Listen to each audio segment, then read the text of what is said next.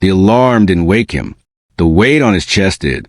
Ethan blinked awake, his breath catching his unfamiliar warm press against him.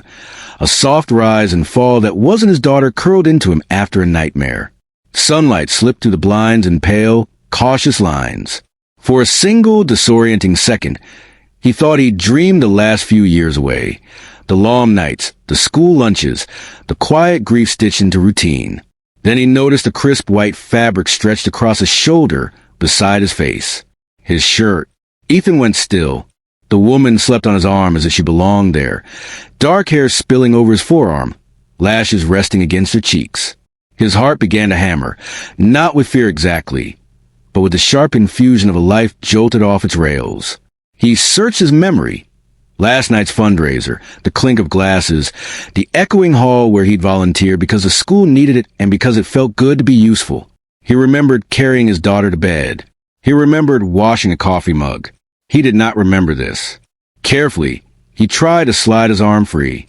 She stirred, fingers tightening, and murmured something soft, something like an apology or a promise.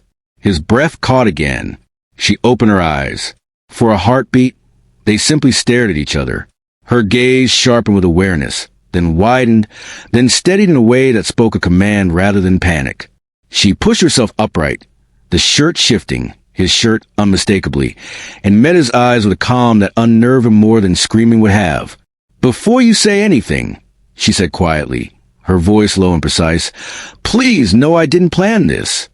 Ethan swallowed. The word tangled. He pressed his palm into the mattress to ground himself. "Who are you?" Her mouth curved, not amused, not coy, measured. "Clara Hale." The name struck him like a drop plate. He'd seen it in headlines, heard it in the sharp murmurs of parents at pickup. The youngest CEO to take over a legacy tech firm. The woman who turned ruthless markets into obedient lines on a chart. The woman who donated the largest check at last night's fundraiser without ever stepping onto the stage. "You slept here," he managed. "Yes," she said. "I did." Silence expanded between them, full and vibrating. Outside, a car passed. Somewhere in the apartment, a pipe ticked. Ethan's thoughts raced to his daughter's room, to the careful boundaries he'd built, to the life that worked because it was predictable. Clara followed his glance. "Your daughter's still asleep?" she said gently. "I woke up early. I checked the hallway light. I didn't go near her room." "How do you know?" "I listened," Clara replied. "You talk in your sleep when you're worried." You said her name. He stared. Heat crept up his neck. "Why are you here?" She exhaled, slow. "Because you didn't let me drive." That surface of memory. Rain slicking the pavement. A woman standing by a car she couldn't find the keys to. A crowd thinned by the hour. He remembered handing over his umbrella, insisting on a cab, refusing her polite dismissal because her smile hadn't reached her eyes. He remembered her laughing when he'd slipped on the curb. He remembered, dimly, opening his door, making tea, placing a blanket on the couch. "I fell asleep," she said. "On the couch. You tried to wake me, but I was gone, exhausted."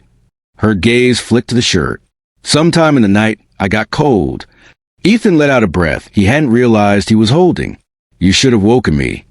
"I tried," she said softly. "You were holding on to the edge of the blanket, like it was the last good thing in the world." The room felt smaller. He sat up, dragging a hand through his hair. "This is inappropriate." "Yes." Clara agreed without defensiveness. "It is." He looked at her, really looked. Not the photograph-perfect executive, not the myth. There were faint lines at the corners of her eyes, a bruise of tiredness under the polish. She seemed human. "I'm a single dad," he said, as if that explained everything. "I know," she replied. "You told me about the science fair volcano that failed spectacularly but taught resilience." He frowned. "I don't remember telling you that." "You were making tea," she said. "You speak when you pour." A laugh threatened, then vanished. "What do you want?" Clara's gaze didn't waver. "To apologize and to thank you." She paused, choosing each word like a step across thin ice. "And to say something I probably shouldn't." His pulse thudded. "Say it anyway." She drew a breath. I haven't slept like that in years. Not because of the couch. Because I felt safe. Ethan's chest tightened. He thought of late nights pacing with a feverish child, of the strange courage it took to keep showing up when no one applauded. That doesn't mean. I know what it doesn't mean, Clara said. I also know what it might. A small sound came from the hallway. A creak, a sigh. Ethan froze. She's awake. Clara stood quickly, smoothing the shirt, then hesitated. What should I do? He opened his mouth to answer, but his phone buzzed on the nightstand.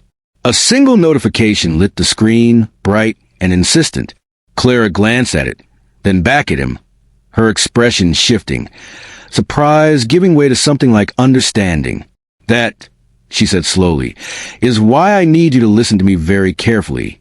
Ethan picked up the phone, his fingers numb, as Clara leaned closer and whispered the words that made his breath stop and the room seem to tilt. Because suddenly the morning wasn't just about a stranger in his shirt or a line crossed by accident. It was about a choice he didn't know he was strong enough to make, and the door to his daughter's room creaked open just as he realized what Clara was asking him to do next. Ethan didn't look up from the phone.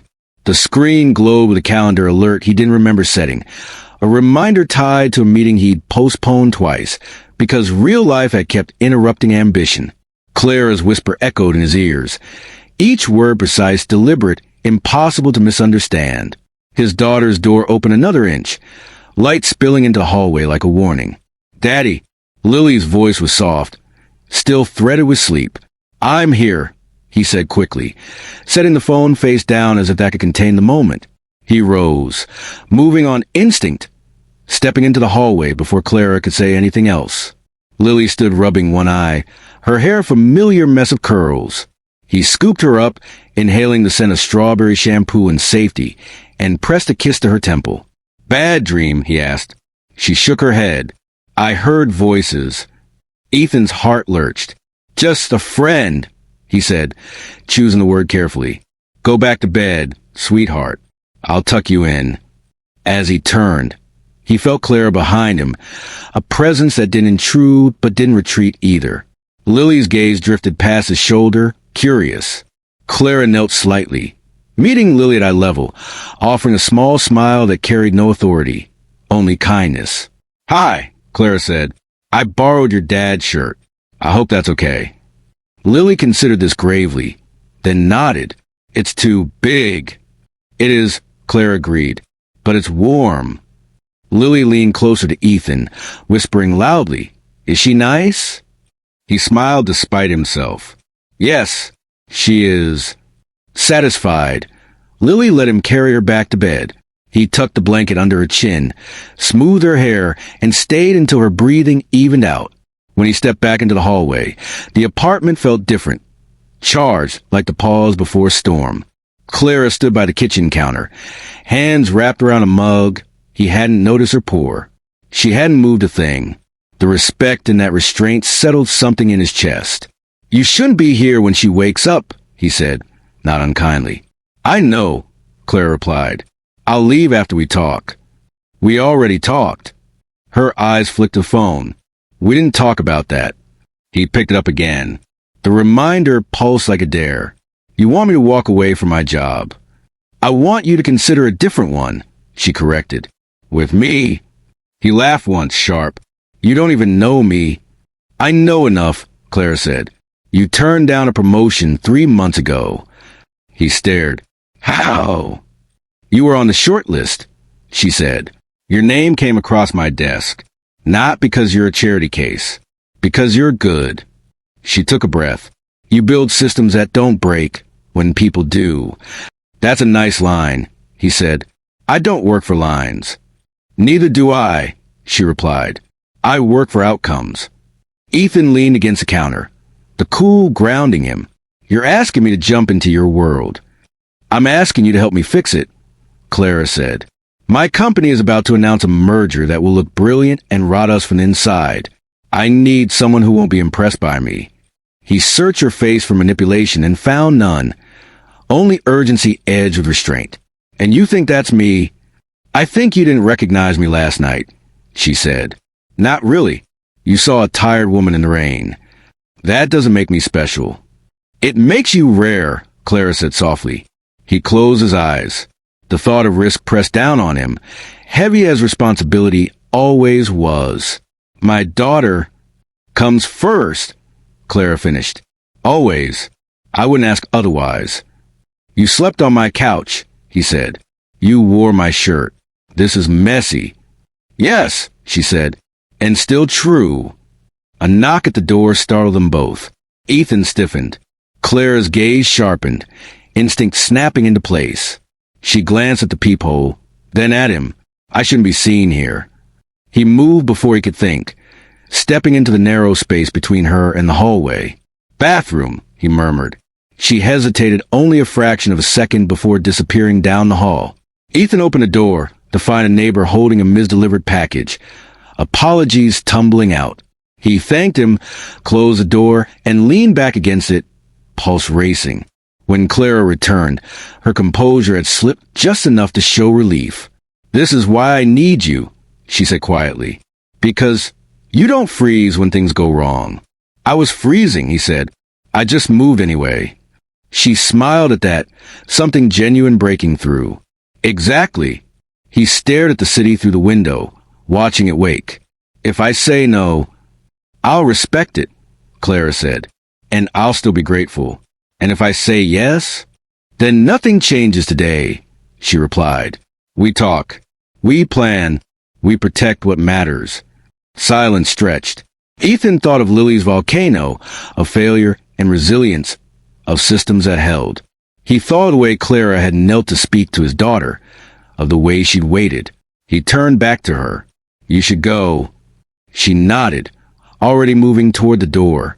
At the threshold, she paused. Ethan, she said, using his name like a promise. What I said earlier about feeling safe, I meant it. He didn't answer. He watched her leave, the door clicking shut behind her, and stood there long after, phone in hand. The reminder still glowing, as footsteps echoed in the hallway and Lily's laughter drifted from her room, and the question Clara had planted took root, quiet and insistent, refusing to be ignored as the morning wore on and the world began to ask him what he was willing to change. Ethan stayed by the door until the sound of Clara's footsteps disappeared completely, until the hallway returned to its usual hush, as if nothing extraordinary had brushed past his life. Only then did he exhale, a slow release that felt like admitting weakness to an empty room. The phone buzzed again in his hand, the reminder pulsing with quiet insistence. He silenced it, not deleting it, just postponing. Something he was very good at. Daddy. Lily's laughter burst from her room, bright and untroubled. The volcano still works. He smiled despite himself and followed the sound. She sat cross-legged on the floor, red paper lava hardened into a ridiculous, proud shape. He crouched beside her, nodding with exaggerated approval, letting her explain chemical reactions she only half understood. As she talked, his mind kept drifting, replaying Clara's voice, her calm certainty, the way she said outcomes instead of promises. When Lily finally settled at the table with cereal, Ethan brewed coffee and stared out the window again. The city looked the same as it always did, busy, indifferent, relentless. Somewhere in it, Clara Hale was slipping back into her Taylor world, into meetings and decisions that moved markets. And she'd chosen him, of all people, to complicate it. His phone chimed. A message this time. Unknown number. I left the shirt folded on the chair. Thank you again. No pressure. Just honesty. He glanced toward the chair. There it was, neatly folded, white against the warmth like a boundary drawn with care. He didn't reply. The morning unfolded in familiar motions. Packing lunches, tying shoes. The walk to school, where Lily skipped and narrated an invisible adventure. At the gate, she hugged him tightly. You okay, Daddy? I'm okay, he said, surprised to find it mostly true. Back home, the apartment felt quieter without her, emptier in a way that sharpened thought. Ethan sat at his desk, opened his laptop, and stared at lines of code that had once thrilled him. His current job was safe, predictable, built around other people's visions. Clara's offer wasn't just a risk. It was a rupture. He opened the calendar, alert again. The postponed meeting was a venture team he'd been avoiding because their expectations felt heavy. He hovered over cancel, then stopped. Instead, he sent a short email. "I'm in. Let's talk." The response came almost instantly. By late afternoon, rain began to tap against the windows, echoing last night's memory. Ethan closed his laptop and leaned back, exhaustion creeping in. He wondered if Clara was in a glass-walled office somewhere, commanding attention without raising her voice, or she'd already forgotten the man whose couch she'd borrowed. Another knock at the door jolted him. His pulse spiked, unreasonable, he knew, but he moved quietly anyway, peering through the peephole. Clara stood there, hair pulled back, coat dark with rain, no entourage, no car waiting. He opened the door before doubt could intervene. "I said I'd leave," she said immediately. "And I did, but I also said honesty." "You could have called," he replied. "I did," she said, lifting her phone. "You didn't answer." He stepped aside. "You shouldn't be here." "I know," she said again, but she entered anyway, stopping just inside, as if crossing further required permission. "I won't stay long." They stood facing each other, the space between them loaded with things unsaid. Ethan gestured to the chair. "The shirt." She smiled faintly. "I wasn't sure if it felt like an invasion or a souvenir." "Neither," he said. "Both." She nodded, accepting that contradiction easily. "Did you think about what I said?" "Yes," he said. "And no." "Fair," Clara replied. "I'm not here to push. I'm here to clarify." "Clarify what?" "That I'm not offering you a job because I trust you," she said. "I'm offering it because I need you. There's a difference." He crossed his arms. "You don't need anyone." Her gaze softened. "That's the myth, and it's killing the company."